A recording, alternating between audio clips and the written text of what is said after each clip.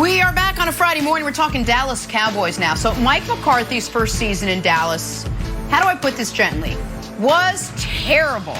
They lost Dak. Their offense wasn't great. Their defense was even worse than their offense, which is why Mike McCarthy said his main focus this season will be on the defensive side of the ball. Here he is explaining why they struggled so badly last year.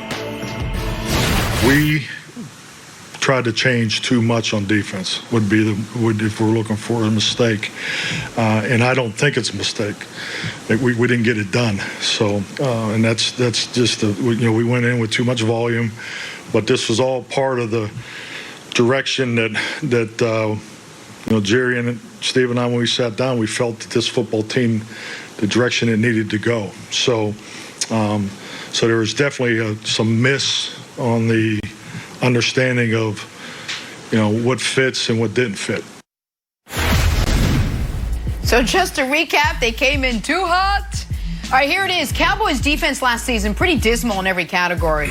Guy that knows a little thing or two about defense, former Pro Bowler LeVar Arrington joining us this morning. Lamar, thanks for getting up. Appreciate it. Always good to have you. Are you buying McCarthy's reason for the defensive struggles last season? I'm not buying that you called me Lamar. Lamar is so famous. Did I call you Lamar? And all that good stuff. I get it all the time because of Lamar Jackson being so famous. Anyway, I do not buy it. This is what I buy, guys. And here's what's interesting.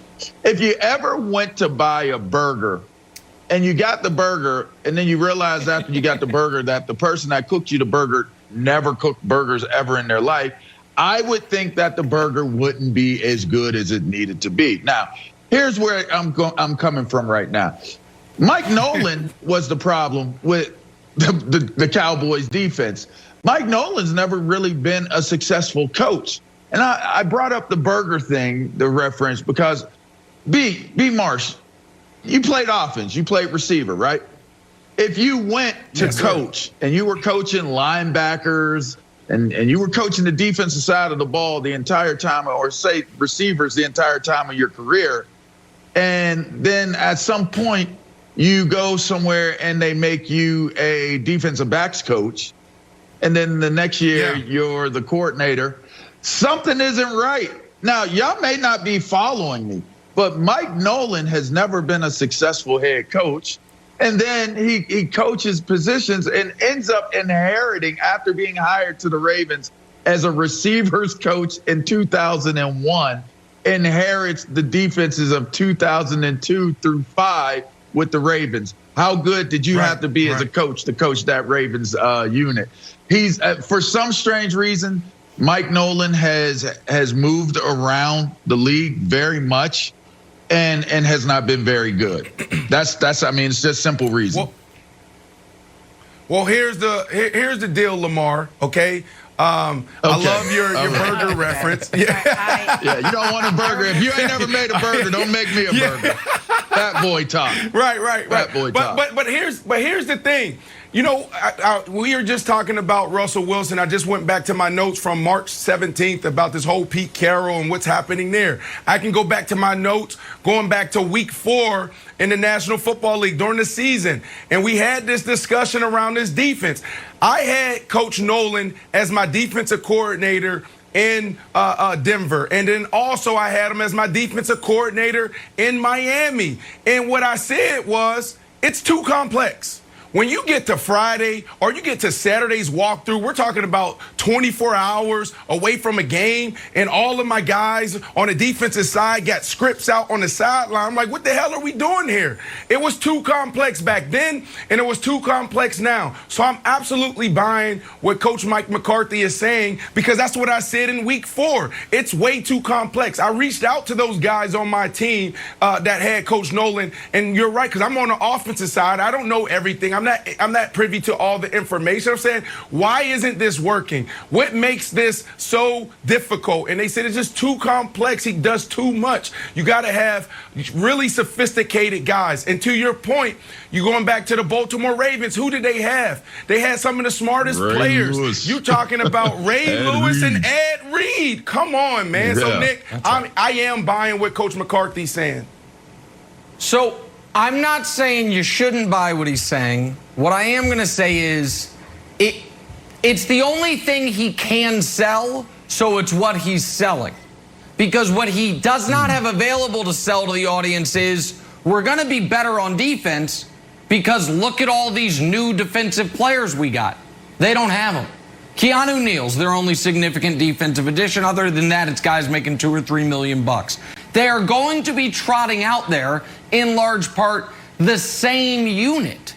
So if you want to tell the audience and your fans you're going to be better, Wildes, this is all that they can say. Now, that doesn't mean that it's wrong. It doesn't mean that it's not accurate as to why they struggled. But whether it was right or wrong, the only rationale the only reason to have hope the Cowboys defense will be better is going to be schematics and coaching, because aside from Keanu Neal, in large part, it's going to be the same groups of guys out there, Wildes.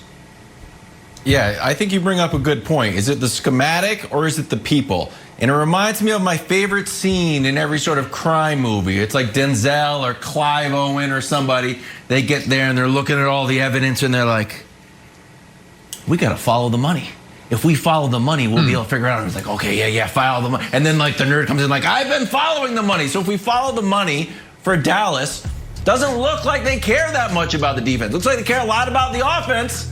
So it's great to have a bunch of wide receivers, great to pay Zeke a lot of money, but when you're 31st in spending, it just feels like the priority is on scoring points and not on defense. So yeah, maybe it's part scheme, but maybe it's also personnel. Give me $59 million. I'll build a defense. All right, look at that. Let's set the Cowboys aside, talk about a team that did spend some money this offseason, the New England Patriots. Latest report says trade that sends Jimmy Garoppolo to New England still in play, Wildes. Still in play. Wildes has been talking about this since birth. Kind of shocking. The Pats did re-sign Cam just a couple weeks ago, Cam Newton. So, Brandon, let me start with you. What are the chances that Jimmy G is New England's Week 1 starter?